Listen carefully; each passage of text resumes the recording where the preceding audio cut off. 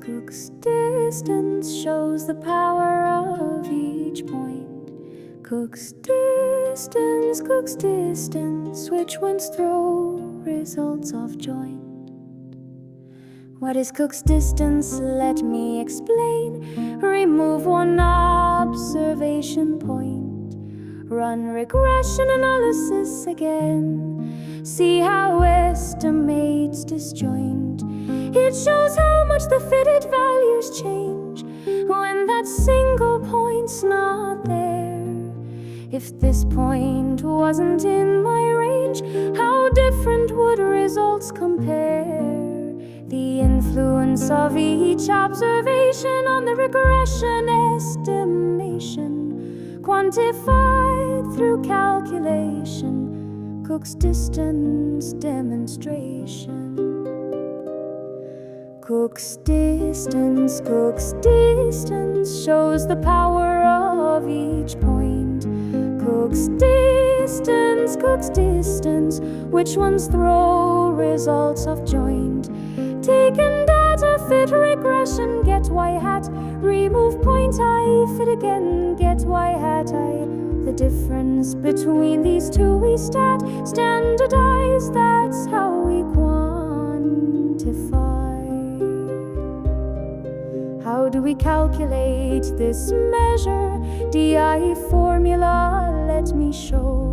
E hat minus y hat I transpose times y hat minus y hat I, divided by m times sigma hat squared, where sigma hat squared is estimation of error variance. E transpose E over n minus m declared, unbiased estimator for guidance. M is number of features plus intercept. This standardizes the difference we detect. Cook's distance shows the power of each point. Cook's distance, which ones throw results off joint. But recalculating and regression equations takes too much computational time. We need approximation or relations. Let me give you the simplified rhyme. Here's the easier transformation. DI equals EI squared over m times sigma hat squared times HII over 1 minus HII squared. EI is the the residual component. HII is leveraged diagonal element. This approximation's quite convenient, avoids the computational settlement. Let's generalize this formula more. Variance of residual E we explore. Variance of E equals I minus P times sigma squared. Here note that E equals I minus P epsilon.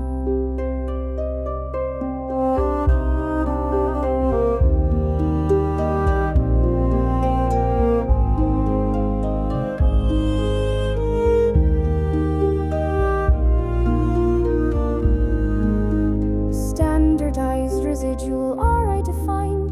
EI over sigma hat times root of 1 minus HII. This gives us the form refined. DI equals Ri squared over m times HII over 1 minus HII. Cook's distance shows the power of each point. Cook's distance, which ones throw results off joint. When is Cook's distance large enough to say influence is significant? For small samples, if greater than 1, that's rough. For large samples, different predicament. Outlier detection thresholds vary, 4 over n or 4 over m.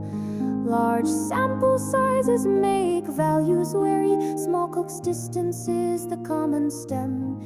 When sample size horizon grows larger, Cook's distance approaches zero. So we need different markers, for over n becomes our hero. Why not just detect large residuals? Why do we need this complex measure? Leverage explains the fundamentals. Let me break down this relationship treasure. Leverage risk closeness of regression, plane to axis when plane leans toward one direction. Y and y hat I distance decrease, that's the basis. Residuals get smaller through this connection. High leverage points pull the regression line, making their own residuals small by design. But their influence on other predictions creates systematic contradictions. Cook's distance shows the power of each point. Cook's distance, which ones throw results off joint? We need to detect outliers considering this trend. Cook's distance accounts for leverage effect. Large residuals with low leverage won't offend. High leverage with small residuals we should inspect.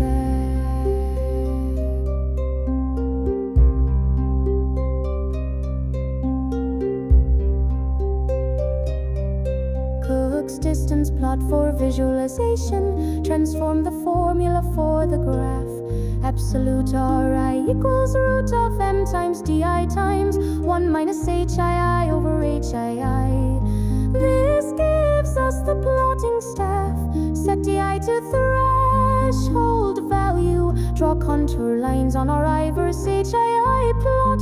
Points beyond these curves we value for further investigation spot. It's the until data plotted here. Contour lines show danger zone. Points that cross these lines we fear. Their influence must be known. When should we consider leverage and residuals before experiment? Plan your design. Minimize high leverage intervals. Keep hii values in line.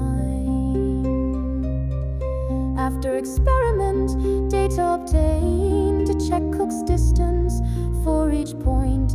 Even large residuals contained. If leverage is low, less to disappoint.